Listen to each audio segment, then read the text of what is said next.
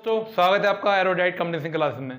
हम बात कर रहे थे नंबर सिस्टम के। नंबर सिस्टम में बात कर रहे थे अभाज्य गुणनखंड की बात कर रहे थे। हम कोई भी एक संख्या लेते थे, हमने 40 लिया, इससे हमने गुणनखंड करे तो 2 से काटा तो 20 आया, फिर 2 से काटा तो 10 आया, और फिर 2 से काटा तो हमने 5 आया। यानी इसके गुणनखंड, इस 40 के अभाज्य गुणनखंड कितने हो गए? 2 की पावर 1 2 3, यानी 2 की पावर 3 और 5 की पावर 1। दोनों ही अभाज्य संख्या, 2 भी एक अभाज्य संख्या और 5 भी एक अभाज्य संख्या है। तो यानी अभाज्य संख्या कितनी होंगी? अब इसी में हमने कई क्वेश्चन पूछे थे। पहला क्वेश्चन हमने पूछा था कुल अभाज्य गुणनखंड, कुल अभाज्य गुणनखंड। तो कुल अभाज्य गुणनखंड तो हो गए, कुल अभाज्य गुणनखंड हो गए 2 की पावर 3 और 5 की पावर 2। इनकी पावर को हमने जोड़ लिया, इनकी पावर को हमने जोड़ लिया। जब जोड़ लिया तो कितने हो गए? 4। यानी कि कितने हो गए? 4। कुल अभाज्य गुणनखंड में कितने? 4। इस पावर को जोड़ लिया और इस पावर को भी जोड़ लिया। इसी में हमने अगली बात पूछी थी, 40 के गुणनखंड हो गए 2 की पावर 3 और 5 की पावर इतनी। इसी में हमने अगली बात करी थी, क्या करी थी? अभाज्य विभिन्न अभाज्य गुणनखंड, विभिन्न अभाज्य गुणनखंड की बात करी थी। यानी कितने अलग अलग टाइप के इसमें गुणनखंड हैं। तो कितने टाइप के हैं? एक तो 2 टाइप है, एक 5 टाइप है। यानी टोटल कितने टाइप के हैं? 2 टाइप के गुणनखंड इसमें देखने को हमें मिल रहे हैं। इस तीसरी इसी में बात करी थी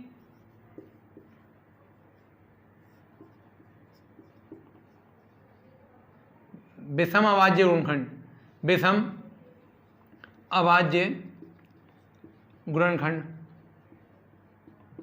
विषम अभाज्य गुणनखंड में हम विषम संख्या देखते हैं कौन सी है। विषम संख्या कौन सी? इसमें 5 विषम संख्या तो 2 से नहीं कटती है। इसकी पावर में, विषम संख्या की पावर में 1 जोड़ दो। जो भी विषम संख्या हो उनकी पावर में 1 जोड़ दो। मान लो यहाँ अगली भी विषम संख्या होती, 7 की पावर 1 होती। मान लो ये होता 2 की पावर 3, 5 की पावर 1, 7 की पावर 1। तो विषम गुणनखंड निकालने के करते, इस 5 की पावर क्या है? 1, इसमें 1 जोड़ देते हैं। यहाँ क्या है? 7 की पावर कितनी? 1, इसमें भी 1 जोड़ देते हैं। इन दोनों की गुणा कर देते हैं, इन दोनों क्या करते थे? गुणा कर देते हैं। 2 या 2 या 2 4, ऐसी कंडीशन में 4 होते हैं। लेकिन यहाँ पे केवल अभाज्य गुणनखंड कितना है? विषम केवल 5 है। तो उस 5 की पावर कितनी? 1 है। उस 1 में 1 जोड़ दिया, कितना आ गया? 2। यानी विषम अभाज्य संख्या कितनी हो गई? इसमें 2 हो गई दोस्तों। कितनी हो गई? 2 संख्या इसमें हो गई। अब उसके बाद हम कर लेते हैं सम अभाज्य गुणनखंड की बात कर लेते हैं। सम अभाज्य गुणनखंड की बात कर लेते हैं। तो सम अभाज्य के लिए हम क्या करेंगे? जो सम वाली कौन सी है? 2 है। तो इसकी पावर को हम लिख लेंगे डायरेक्ट, और साथ में किसी भी विषम संख्या को हम सम से गुणा करें तो संख्या कौन सी आती है? सम प्राप्त होती है। तो संख्या क्या है? विषम 5 की पावर 1। तो इसकी पावर में भी हम 1 जोड़ देंगे। सम वाली में हमने ऐसे लिख दिया 3, और इसमें हमने 1 जोड़ दिया। तो ये तो 3 ऐसे आ गया, ये 1 कितना हो गया? 2 हो गया। तो 3 दूनी 6, यानी कि सम क्या आ गया? तो सम आ गया, हमने सम वाली लिया, 3 ऐसे ले लिया, फिर हमने 5 लिया, 5 की पावर 1 है तो इसमें 1 में 1 जोड़ा, तो ये 3 तो ऐसे आ गया, ये 1 1 2 हो गया, तो 3 दूनी 6। यानी 6 अभाज्य संख्या, 6 सम संख्याएं हैं जो इसको काट देंगी दोस्तों। ठीक,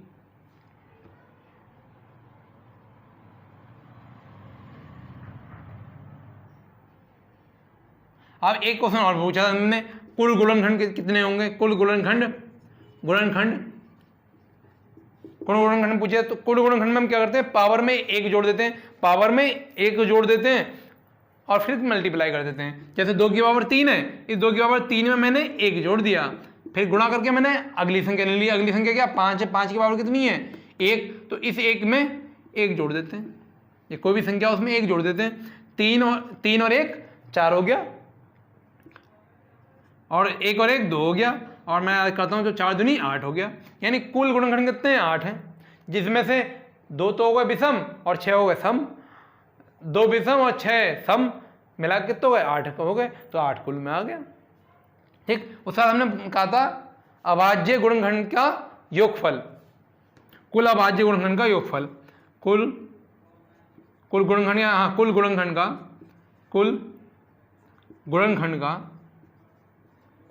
का योग। तो कुल गुणनखंड देखेंगे हम इसमें कितना है, तो पावर में एक जोड़ देंगे, एक माइनस करेंगे और बटे में क्या लिखेंगे, बटे में जो जिस पर पावर चढ़ी हुई है उसमें से एक माइनस करके लिखेंगे। देखते हैं कैसा। ये कहाँ 2 की पावर 3 है तो मैं लिखूंगा 2 की पावर 3 प्लस 1 और माइनस 1। अभी 2 माइनस 1 जो है वो मैं नीचे लिख दूंगा, फिर गुणा करके अगली ले लूंगा। अगली क्या 5 की पावर 1 है तो 5 की पावर 1 में जोड़ दूंगा माइनस 1 करूंगा, और ये 5 और 1 जो है इसको मैं नीचे लिख दूंगा 5 माइनस 1। ठीक, अब मैंने 3 की पावर कितना है, 2 की पावर 3 प्लस 1 है यानी 2 की पावर 4 है, और 2 की पावर 4 का मतलब क्या है 2 गुणा में 4 बार, 2 दूनी 4, 4 दूनी 8, दूनी 16 और 16 में से 1 माइनस करूंगा तो 15, यानी 2 की पावर 4 तो है ही है, और नीचे 2 में से 1 जाएगा तो 1 बचेगा। अरे 5 की पावर कितना हो जाएगा 2 हो जाएगा। 5 की पावर 2 का मतलब क्या है, 5 की पावर 2 का मतलब क्या 25, 25 में 1 घटाएंगे तो कितना बचेगा 24, और 5 में से गया तो 4, ये कितना आ गया 16 आ गया। तो इसकी जगह 16 माइनस 1 कितना आएगा 15 आ जाएगा। 1 तो नीचे लिखने की जरूरत ही नहीं है क्योंकि किसी भी संख्या को 1 से डिवाइड करेंगे तो वही आंसर आ जाएगा। फिर क्या 5 की पावर 2 का मतलब क्या है 5 गुणा में 2 बार, तो 5 गुणा में 2 बार का मतलब क्या 5 पंजे 25, और 25 में 1 घटाऊंगा तो 24, और 24 बटा 4। जब मैंने 15 तो ऐसे लिख दूंगा, और ये 24 है ऊपर नीचे 4 है तो कट गया, 4 छिंग 24 यानी 6 आ गया, तो 15 छिंग 90। तो यही अभाज्य संख्याओं का क्या होगा योगफल होगा। यही क्या होगा कुल गुणनखंड का, यही क्या होगा कुल गुणनखंड का योग होगा। कुल गुणनखंड का क्या होगा योग होगा। करके देख लेते हैं। ऐसी कौन कौन सी संख्या जो 40 को डिवाइड कर रही है, तो ऐसी 8 संख्याएं हैं जो 40 को डिवाइड कर रही है। कौन कौन सी देखो, एक तो 1 है तो 40 भी कहीं ना कहीं होगा क्योंकि 1 गुणा 40 ही क्या होता है 40 होता है। फिर अगली क्या है 2 है, जब 2 है तो 20 भी होगा क्योंकि 2 गुणा 20 क्या होता है 40 होता है। फिर 4 है, अगर 4 है तो 10 भी होगा क्योंकि 4 गुणा 10 क्या होता है 40 होता है। फिर अगला क्या है 5, अगर 5 है तो 8 भी होगा क्योंकि 8 पंजे कितना होता है 40 होता है। यानी इसे 1 भी काट रही है, 2 भी काट रही है, आपका 4 भी काट रही है, 5 भी काट रही है, 8 भी काट रही है, 10 भी काट रही है, 20 भी काट रही है, 40 भी काट रही है। यानी ऐसी कुल संख्या कितनी है दोस्तों 8 संख्या है। तो 8 संख्या है हमारी, कुल गुणनखंड कितने हैं 8 हैं। तो ये हमने यहाँ से चेक कर लिया। अब इनका योग यानी कुल गुणनखंड का योग, इनका योग करके देखो। 2 और 1 3, 3 4 7, 7 5 12, 12 8 20, 20 और 10 30, 30 20 50, 50 40 90, 290 आ गया। ठीक 90 आ गया।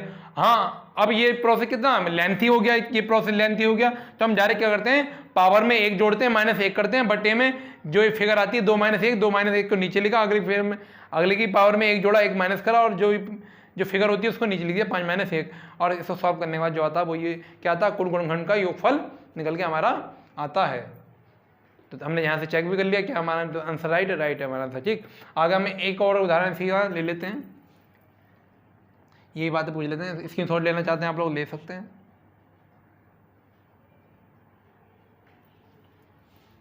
इसको हम डाल देते हैं यहाँ से।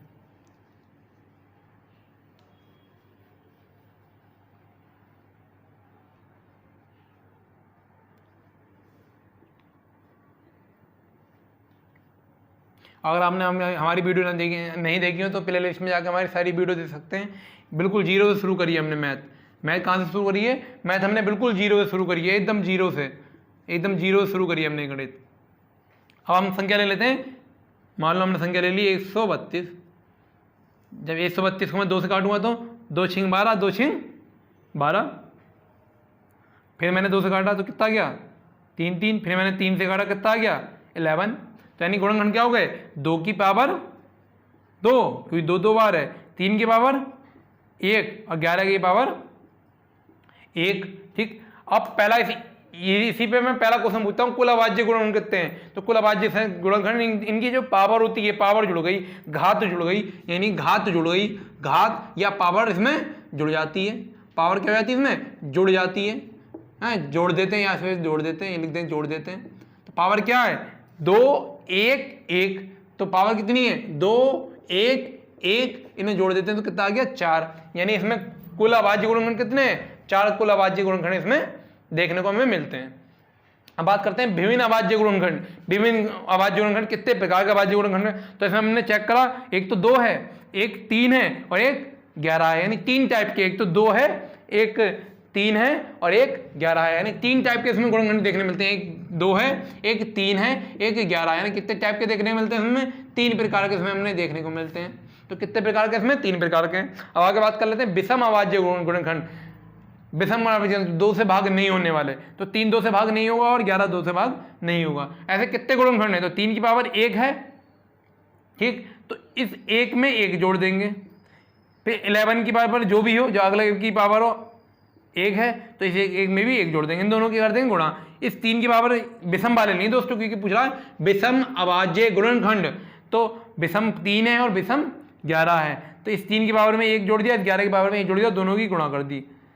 इसमें 1 जोड़ा तो इसमें 1 जोड़ा तो 2, इसमें 1 जोड़ा तो 2, दोनों गुणा करें तो 2 दूनी 4। यानी ऐसे 4 विषम संख्याएं हैं जो 132 को है ना, विषम अभाज्य हैं जो 132 को डिवाइड कर रही हैं। 4 ऐसी विषम संख्याएं हैं जो 132 को काट रही हैं। अब बात करते हैं समअभाज्य गुणनखंड, है ना। समअभाज्य गुणनखंड यानी जो 2 से कट जाए वो सम। अब 2 से क्या कट रहा है? इसमें 2 कट रहा है, और मेरे को ये पता होना चाहिए अगर किसी विषम संख्या को मैं 2 से भाग करता हूं तो सम संख्या प्राप्त होती है। देख लेंगे दोस्तों।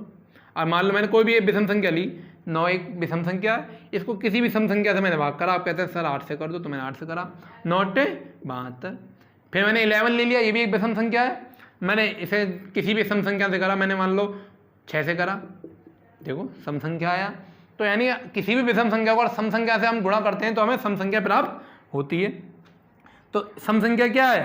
सम संख्या की पावर क्या है? सम संख्या की पावर दोस्तों 2 है, इसे तो ऐसे लिख दो। फिर हम विषम संख्या से गुणा भी करनी होगी हमें। विषम संख्या 3 की पावर कितना? 1 है, तो इस 3 की पावर 1 में 1 जोड़ दो, विषम वाली में 1 जोड़ दो। फिर इधर आ जाओ, फिर क्या? फिर विषम है, इस विषम की पावर 1 है, तो इस 1 में भी 1 जोड़ दो। 2 तो ये आ ही गया सम वाला, ये 2 कौन सा है? सम वाला, और ये कहेंगे ये विषम वाले हैं, सब विषम वाले हैं। 1 1 2 और 1 1 2। अब गुणा करूंगा, 2 दूनी 4, 4 दूनी 8, यानी 8 ऐसे सम संख्याएं हैं जो 132 को काटती हैं। 8 ऐसी सम संख्याएं हैं। अब पूछ रहा कुल गुणनखंड, तो कुल गुणनखंड ऐसी कितनी संख्याएं हैं जो 132 को काटती? तो 4 तो विषम हो गई और 8 सम हो गई, यानी टोटल 12 आना चाहिए। ये मैं निकाल के देख लेता हूँ, टोटल कितना आना चाहिए? 12 आना चाहिए। तो ऐसी कंडीशन में करते हैं जो घात होती हैं, जो अभाज्य गुणनखंड की घात हों, उनमें 1 जोड़ के सबकी मल्टीप्लाई कर देते हैं। जैसे क्या था? 2 की पावर 2 था, तो इस पावर में 1 जोड़ दो, पावर 2 है, उस 2 में मैंने 1 जोड़ दिया। अगली की पावर क्या है? अगली पावर 1 है, तो इस 1 में भी मैं 1 जोड़ दूंगा। फिर आ गया 11 है, 11 की पावर भी क्या है? 1 है, तो इस 1 में भी मैं 1 जोड़ दूंगा।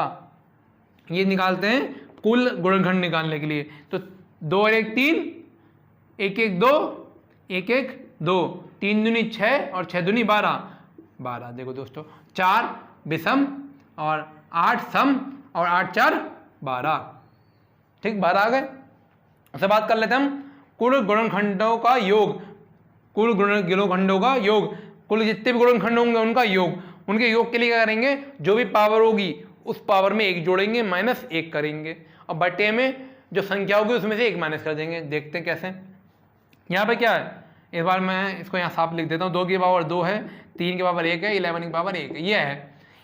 अब ये 2 की पावर 2 है, तो इसमें मैं 2 जोड़ दूंगा, 1 जोड़ दूंगा, 1 माइनस कर दूंगा, और बटे में ये 2 - 1 नीचे लिख दूंगा। ये वाला 2, ये वाला 1 में नीचे लिख दूंगा, इसकी पावर में 1 जोड़ दिया। फिर गुणा करके अगली 3 की पावर क्या है? 1 है, तो 3 की पावर 1 में 1 जोड़ दिया और यहाँ पे -1 कर दिया। ये 3 - 1 जो है इसको मैंने नीचे लिख देता हूँ, मैं इसको मैं नीचे लिख देता हूँ। फिर गुणा करके अगला 11 की पावर क्या 1 है, तो इस पावर में भी 1 जोड़ देंगे और माइनस 1 कर देंगे। जो 11 माइनस 1 जो है वो नीचे आ जाएगा, 11 माइनस 1 कहाँ आएगा, नीचे आ जाएगा। जब मैं इसे सॉल्व करता हूँ तो कितना आएगा दोस्तों, देख लेते हैं। 2 की पावर 3 और 2 की पावर 3 का मतलब क्या होता है, करके देखते हैं हम। 2 दूनी 4, 4 दूनी 8, 2 की पावर 3 का मतलब क्या होता है 2 गुणा में 3 बार, 2 दूनी 4, 4 दूनी 8, 8 आ गया। और 8 में से मैं 1 माइनस करता हूँ, कितना बचता है दोस्तों, 7 बचता है, 7। ठीक, अगली पे आ गए हम।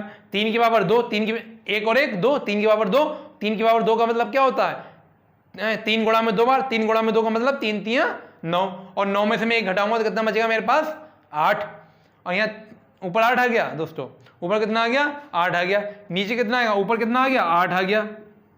अब नीचे देख ले कितना आता है, 3 में से 1 जाएगा तो 2 बचेगा, 2 आया। और 8/2 का मतलब क्या होता है, कट गया 2 एकम 2, 2 दूनी 4, 2 3 6, 2 चौक 8, 2 के बारे में 8 4 बार में आता है, यानी केवल 4 आ गया। ठीक, अब मैं अगली पे गया, पावर 1 और पावर 1 तो कितनी होगी, पावर 2 होगी। 11 की पावर 2, जब मैं 11 की जब मैं गुणा करूंगा तो 121 आएगा दोस्तों, कितना आएगा 121 आएगा। 11 11 से गुणा करेंगे तो 21 आएगा, और 121 में से अगर मैं 1 माइनस करता हूं तो 120, कितना आ गया 120 आ गया। और ये क्या है 11 माइनस 1, 11 में से 1 घटाऊंगा कितना बचेगा 10 बचेगा, 10 मैंने नीचे लिख दिया। 120 को अगर मैं 10 से भाग करता हूं तो केवल कितना बच जाता है मेरा 12 बच जाता है, केवल कितना बच जाता है 12 बच जाता है। और जब मैं इनकी गुणा करता हूं तो 12 तो मैंने यहां लिख दिया और 7 चौक 28 मैंने यहां लिख दिया। ठीक, अब मैंने गुणा करी तो 56 और 28, 13 3 हासिल लगा 3, ठीक, यानी हासिल लगा 1, और इसका आंसर कितना आ गया 336। इसका आंसर कितना आ गया 336। 7 चौक 28, 28 गुणा मैंने 12 से करी, कितना आ गया 336 का आंसर आ गया, यानी इसका योग कितना हो गया 336 हो गया दोस्तों। ठीक, ये था कुल गुणनखंडों का योगफल ऐसे निकलता है। ठीक, ये हमने कल तक हमने सीखा है, और आपने वीडियो नहीं देखा तो प्ले लिस्ट में जाकर हम हमारी वीडियो देख सकते हैं दोस्तों। एकदम जीरो से शुरू करा हमने, अब इसको हम मिटा देते हैं।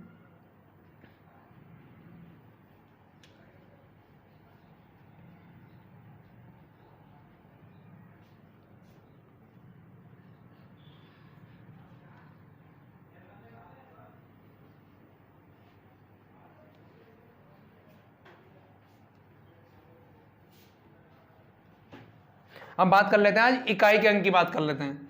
इकाई का अंक, इकाई का अंक, तो जो सबसे पहला अंक होता है वो इकाई का अंक होता है। मान लो मैंने कोई भी संख्या पूछ ली, एक संख्या दी मैंने ये दे दिया, मोबाइल नंबर दे दिया किसी का भी, है ना, ये मैंने मोबाइल नंबर लिख दिया, है ना, ये मैंने मोबाइल नंबर लिख दिया।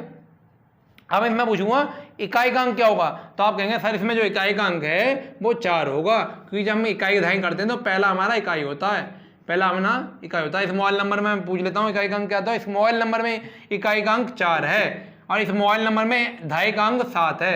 ढाई का अंक कितना है 7 है। ठीक, ये ढाई का अंक। मैं कहूँगा इस संख्या में सैकड़े के अंक कौन सा है, तो आप कहेंगे सैकड़े अंक जो है सर वो 8 है। तो ये तो हमें समझ में आता है, यानी जो पहला अंक होता है इधर से वो इकाई का अंक होता है। ठीक है, क्लियर है, इकाई का अंक होता है। मैं एक संख्या और ले लेता हूँ, है ना, एक संख्या ये तो ये हो गई, मैंने संख्या और ले ली। अब मैं इसमें इकाई का अंक पूछूं तो जो पहला इधर से होगा वो क्या होगा, इकाई का अंक होगा। एक तो सीधे आ गया इकाई का अंक क्या होगा, दोस्तों समझाने के लिए मैं ऐसा कर रहा हूं। फिर दूसरा क्या था, कोई भी संख्या दी होती है उनका योग दिया होता है।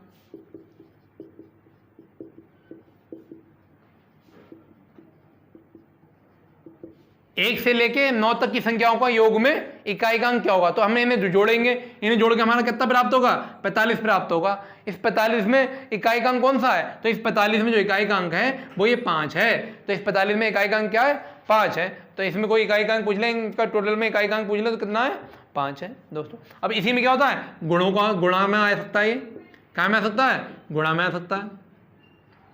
ये चीज क्या में आ गई, अब गुणा में आ गई। तो गुणा में हम इस कोशिश करेंगे कि संख्या 1 बन जाए, कि संख्या क्या बन जाए 1 बन जाए या 0 बन जाए, या तो संख्या के लास्ट में 0 आ जाए या 1 आ जाए। क्योंकि हम पता किसी भी संख्या को अगर 0 से हम गुणा करते हैं तो 0 प्राप्त होता है, तो हम 0 बनाने की कोशिश करेंगे। ठीक, जीरो बनाने की कोशिश करेंगे, लास्ट में जीरो बनाने की कोशिश करेंगे। तो मैंने देखा इसमें 2 है, इसमें 3 है, इसमें 4 है, इसमें 5 है। मैंने देखा कि जीरो कहाँ बन सकता है, तो मैंने देखा 2 और 5 के मैं गुणा करता हूं तो 10 प्राप्त होता है ना। देखो मैंने 2 गायब करा, मैंने 5 गायब करा, इनकी जगह क्या गया 10। अब मैं इनकी जब भी गुणा करते रहूंगा तो इस 10 से अगर मैं 3 गुणा करूंगा तो 30 आएगा, लास्ट में 0 बचा। इस 30 के अगर मैं करूंगा तो 120 आएगा, लास्ट में 0 बचेगा। तो डायरेक्ट क्या लिख देंगे हम, 0 इसका इकाइकांक लिख देंगे, यानी इकाइकांक क्या आ गया, 0 इकाइकांक इसमें आ गया, 0 इकाइकांक इसमें आ गया। क्या पता चला, क्योंकि 10 आ गया, मैंने 0 बना लिया, क्योंकि 2 और 5 की जब मैं गुणा करता हूं तो 10 आता है, लास्ट में 0 आता है। जब भी लास्ट में 0 होगा तो उसकी गुणा किसी चीज से होगी तो 0 ही प्राप्त होगा, यानी कि इकाइकांक लास्ट तक 0 रहेगा। तो आपको डायरेक्ट बता देना है 0। इसके लिए एक उदाहरण और देखते हैं, 3 4 5 6 7 8 9 8 नहीं है ना, ये ले लेते हैं। अब इसमें आपने देखा 0 किस कंडीशन में बन सकता है, तो 0 बन सकता है 5 चौक 20, इन दोनों गुणा करके क्या बनना है, 20 बनना है, यानी 0 लास्ट में आ रहा है। 0 लास्ट में आने का मतलब, अब मैं इस 0 की चाहे 3 से गुणा करूं, चाहे 6 से गुणा करूं, चाहे 7 से गुणा करूं, चाहे 8 से गुणा करूं, चाहे 9 से गुणा करूं, प्राप्त मेरे को जो लास्ट वाला अंक होगा वो जो मतलब इकाई होगा, जो लास्ट में होगा, जो आखिरी में होगा वो इकाई ही होगा, और लास्ट में क्या आएगा इसी कंडीशन पे 0 आएगा, यानी मेरे को 0 बना लेना है। 5 गुणा मैंने 4 कर लिया तो 0 आ गया, 20 आ गया, क्योंकि 20 के लास्ट में 0 है। अब 0 गुणा किसी से भी होगी तो 0 प्राप्त होगा, लास्ट पे अंक क्या होगा, 0 होगा, यानी इकाई का अंक क्या होगा, 0 होगा। तो इकाई का अंक क्या आ गया, 0 आ गया। पूरी संख्या नहीं, इकाई का अंक क्या आया, तो इकाई का अंक कितना आया, 0 इसमें आया। ये दोस्तों समझ में आया होगा, इसी थोड़ा आप ले सकते हैं, ये एकदम बेस से 0 से बता रहे हैं। मोबाइल नंबर आप नोट कर सकते हैं, मेरा ही नंबर है ये।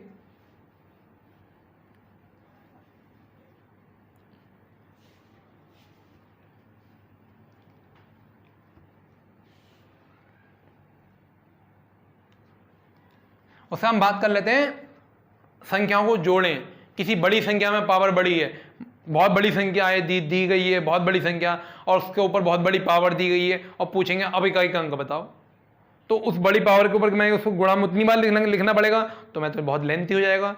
अब मैं 2-3 उदाहरण यहाँ लिखता हूँ। मान लो ये है 25 36 37 38 या 31 है, और इसकी पावर बहुत बड़ी दी है।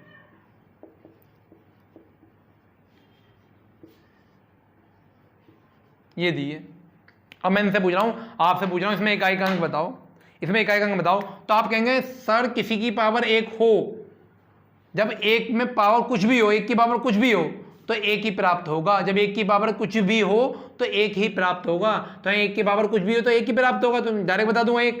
लेकिन मेरे को ये भी देखना है, इस पूरी संख्या को काट देंगे, केवल लास्ट वाली संख्या बताएंगे। लास्ट क्या है, 1 है, तो मैंने 1 को डायरेक्ट यहाँ पे लिख दिया।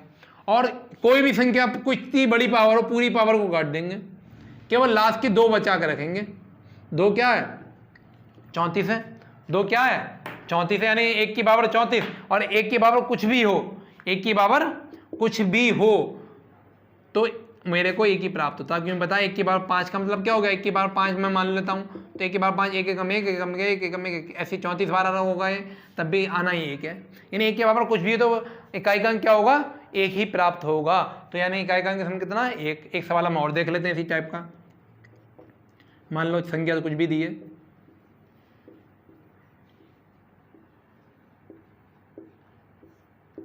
ना, और इसकी पावर बहुत बड़ी दी है।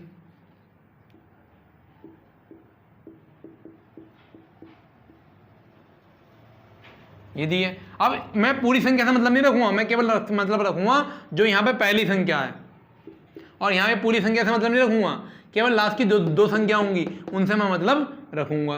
तो लास्ट में 2 क्या है, 8 और 9, यानी 89, यानी 89 ले लिया। अब हमें पता नहीं चाहिए 1 की पावर में दुनिया की कितनी बड़ी संख्या ले लूँ, आएगा 1 ही, क्योंकि किसी गुणा 1 से करो तो 1 ही प्राप्त होता है। तो दोस्तों ये तो आसान वाली बात थी। अब आ जाता है 2 से। अरे लास्ट में इस 1 की जगह 2 देख लेते हैं हम क्या कर रहे हैं। 36 72 42 36 2, इसकी पावर बहुत बड़ी है, 25 62 34, 8, 7। दोस्तों ये है, तो इसमें मैं पूरी संख्या से मतलब नहीं रखूंगा, मैं केवल लास्ट की संख्या से मतलब रखूंगा। लास्ट में क्या है, 2 है, तो इस 2 की पावर को मैं पूरी पावर से मतलब नहीं रखूंगा, मैं लास्ट की 2 से मतलब रखूंगा। और लास्ट में 2 कितना है, 89 है, 87 है दोस्तों। अब ये बन गया, अब इसकी पावर क्या होगा, अब इसमें इकाई-अंक क्या होगा, 2 की पावर 87 तो बन गया, इसमें पूछ रहा हूं कि इकाई-अंक क्या होगा। तो ऐसी कंडीशन में हमें 2 की पावर समझने पड़ती है। तो 2 की पावर समझने के लिए हम यहां करते हैं 2 की पावर 1 और 2 की पावर 2, 2 की पावर 3, 2 की पावर 4, 2 की पावर 5, 2 की पावर 6, 2 की पावर 7 और 2 की पावर 8।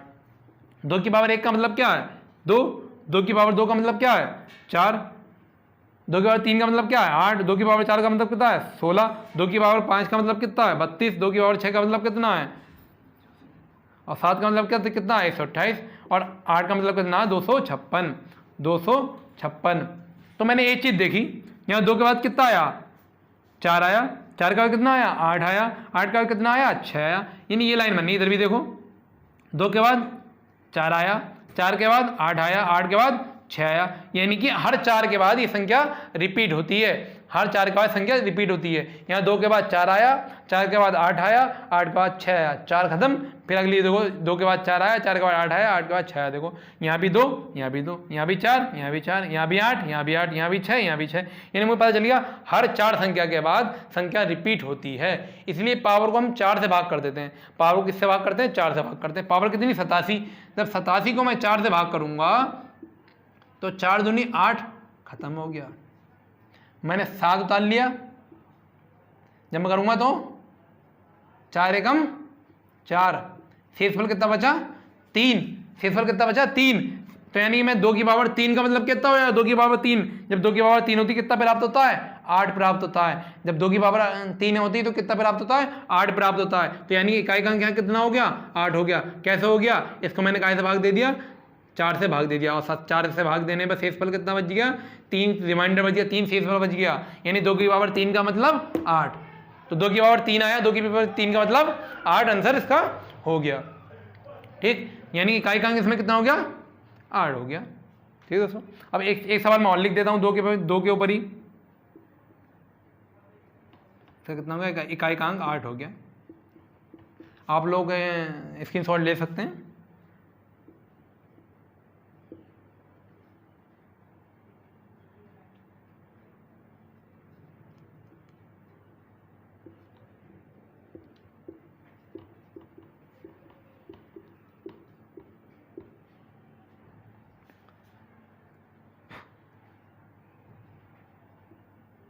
अब देखो ये है, तो हम इस पूरी संख्या से मतलब नहीं रखेंगे दोस्तों, इकाई-अंक इसमें पूछ रहा हूं मैं, तो इस पूरी संख्या से मतलब नहीं रखेंगे, केवल लास्ट के जो है उससे मतलब रखेंगे। लास्ट कितना है, 2 है। इस पूरी संख्या से मतलब नहीं रखेंगे, जो पावर है उस पूरी पावर से मतलब नहीं रखेंगे, उस पावर में जो लास्ट के 2 डिजिट हैं, जो लास्ट के 2 अंक हैं उनसे मतलब रखेंगे। और क्या है वो, 4 है और 8 है, 4 और 8 है, वो रख लेंगे। यानी 2 की पावर 48 का में इकाई-अंक क्या होगा, 2 की पावर 48 में इकाई-अंक क्या होगा, इसकी पावर को मैंने लिख दिया 2 की पावर 48, क्योंकि इसके लास्ट में 48 है, तो 2 की पावर 48 का मान कितना होगा। तो इस 48 का मैं 4 से भाग करता हूं दोस्तों, तो शेषफल 0 बचता है।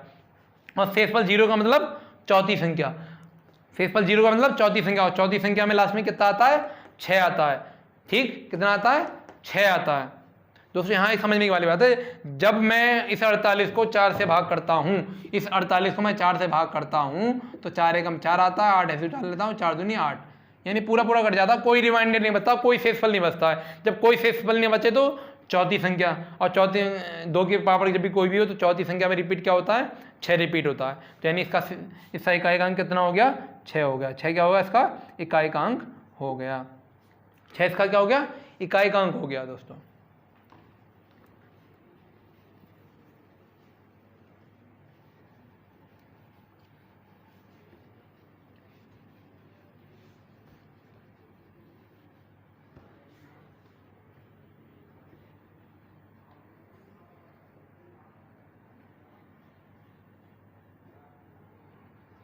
अब 2 की पावर को हमने समझा ये 2 की पावर को 2 के बाद 6 आता है, 6 के बाद 2 के बाद 4 आता है, 4 के बाद 8 आता है, 1 के बाद 6 आता है, यानी 4 के बाद रिपीट हो रहा है। तो 2 के पहाड़ों को मैं यहाँ लिख सकता हूँ, यानी 2 जो है उसमें पहले तो 4 आ रहा है, पहले 2 आ रहा है, फिर 4 आ रहा है, फिर 8 आ रहा है, फिर 6 आ रहा है लास्ट में, है ना। ये इकाई का अंक आ रहे हैं 2, ये मैंने बात कर ली 2 की। और 2 की पावर 1 है तो 2 आ रहा है, और 2 की पावर 2 है तो 4 आ रहा है, 2 की पावर 3 है तो 8 आ रहा है, 2 की पावर 4 है तो लास्ट में इकाई का अंक 6 आ रहा है। इकाई का अंक कितना आ रहा है? 6 आ रहा है। ठीक है दोस्तों, अब बात कर लेता हूं मैं 3 से।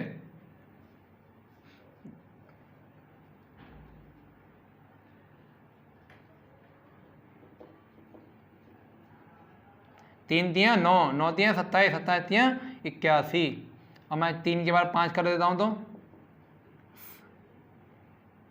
3 एकम 3, 3 अट्ठे 24, ठीक 3 अट्ठे 24। ठीक दोस्तों, और यहाँ मैं 6 कर देता हूँ तो लास्ट में कितना आएगा? 9 आएगा। और मैं 7 कर देता हूँ लास्ट में कितना आएगा? 7 आएगा। और मैं 8 कर देता हूँ लास्ट में कितना आएगा? 1 आएगा। तो मैंने ये देखा, जो 3 के पहाड़े को भी अगर मैं पावर में लिखूं तो 3 का पहाड़ा भी 4 बार रिपीट होता है। देखो यहाँ 3 के बाद कितना आया? 9 आया, फिर कितना आया? 7 आया, फिर 1 आया। यहाँ भी तो सेम ही आया, 3 आया, फिर 9 आया, फिर 7 आया, फिर 1 आया। यानी यहाँ भी 3 पहले नंबर में, यहाँ भी 3, यहाँ भी 9, यहाँ भी 9, यहाँ भी 7, यहाँ भी 7, यहाँ भी 1, यहाँ भी 1, यहाँ, यानी ये भी 4 के बाद रिपीट होता है। 3 का पहाड़ा भी 4 के बाद रिपीट होता है। तो इसको भी मैं यहाँ लिख दूंगा, है ना। 3 का पहाड़ा भी रिपीट होता है। कैसे रिपीट होता है? 3 की पावर 1 है तो इकाई का अंक 3 होगा, और 3 की पावर अगर 2 है तो इकाई का अंक 9 होगा, और 3 की पावर अगर 3 है तो इकाई का अंक 7 होगा, और 3 की पावर 4 है तो इकाई का अंक 1 होगा, इकाई का अंक 1 होगा। एक बात हमारी ये हो गई, एक बात हमारी ये हो गई। ठीक, सवाल कैसे आएगा वो भी हम सीख लेते हैं। सवाल कैसे आएगा? सवाल किस टाइप में आएगा? 34, 34, 36, 58, 3 की पावर 58, 57, 56, 87, 89। ठीक दोस्तों, 89। अब मैं ये कह रहा हूं, जब भी मैं इकाई का अंक इसमें पूछूं इसका इकाई का अंक क्या होगा, तो आप पूरी संख्या को गायब करेंगे, केवल लास्ट से मतलब रखेंगे। लास्ट में क्या है? 3 है। लास्ट में पहले हमने 1 लिया था, फिर 2 लिया था, लास्ट में कितना ले रहे हैं? 3 ले रहे हैं। और इस पूरी संख्या को आप काट देंगे, केवल लास्ट के कितना रखेंगे? 2 रखेंगे। तो लास्ट के हमने कितनी रख दी? 2 संख्या इसमें हमने रख दी, 89। और इस 89 को हम 4 से भाग करके देखेंगे। क्या से भाग करेंगे? 4 से भाग हम करेंगे। जब हम 4 से भाग करेंगे तो 4 दूनी तो 8 होता है, कट गया। ये 9 हमने नीचे उतार लिया, 4 दूनी 8 हो गया, बचा शेषफल 1, यानी ये बचा 3 की पावर 1। ये क्या होता है? 3 की पावर 1 बचा, और 3 की पावर 1 जब भी आए, जब 3 की पावर 1 आएगा, जब 3 की पावर 1 आएगा, है ना, जब 3 की पावर 1 आएगा तो शेषफल कितना बचेगा? इकाई का अंक कितना होगा? 3, यानी इकाई का अंक में कितना हो गया? 3। जब शेषफल 1 आया तो इकाई का अंक 3 हो गया, और शेषफल 2 आता तो इकाई का अंक 9 होता, और शेषफल 3 आता तो 7 होता, शेषफल आता ही नहीं तो 1 आंसर होता।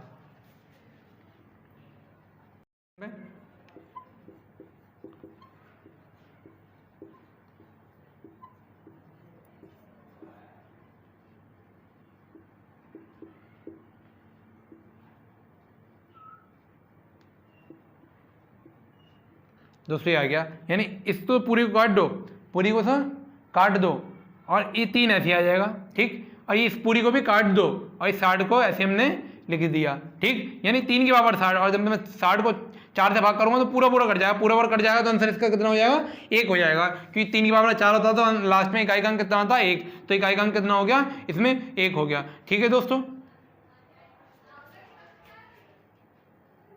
तो दोस्तों ये 3 की बात होगी। ऐसी हम बात 4 की भी करेंगे, ऐसी हम बात 5 की भी करेंगे दोस्तों, ऐसी हम 6 की बात भी करेंगे सर, ऐसी हम अगली बात करेंगे। आप कहेंगे सर 20 इतने के आप रिवाइज करिए, है ना, इसमें इकाई का अंक कितना होगा, उसमें इकाई का अंक कितना होगा, एक में जिसके लास्ट में 1 है पूरी पावर को काट देंगे, 1 की पावर केवल लास्ट के 2 डिजिट रखेंगे, और किसी 1 की पावर कुछ भी तो आंसर 1 ही आना होगा, यानी इकाई का अंक 1 ही होगा।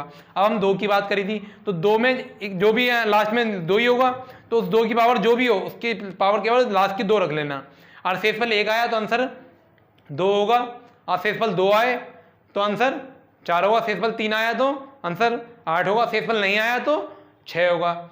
ऐसी शेषफल इसमें 3 की बात कर लेते हैं, लास्ट में 3 इकाई अंक 3 है, तो अब फिर उसकी पावर को हम 4 से भाग कर देते हैं और शेषफल 1 आया तो 3 बचेगा, और शेषफल 2 आया तो इकाई का अंक 9 होगा, शेषफल 3 आया तो इकाई का अंक 7 होगा, और शेषफल नहीं आया मतलब पूरा पूरा कट गया तो आंसर इकाई का अंक 1 होगा। ठीक है दोस्तों, अगर आपको मेरी क्लास पसंद आई हो तो नीचे कमेंट में लिखिए, और अगर आप अपने चैनल को अभी तक आपने सब्सक्राइब नहीं किया तो सब्सक्राइब कीजिए, लाइक कीजिए, शेयर कीजिए। जय हिंद दोस्तों।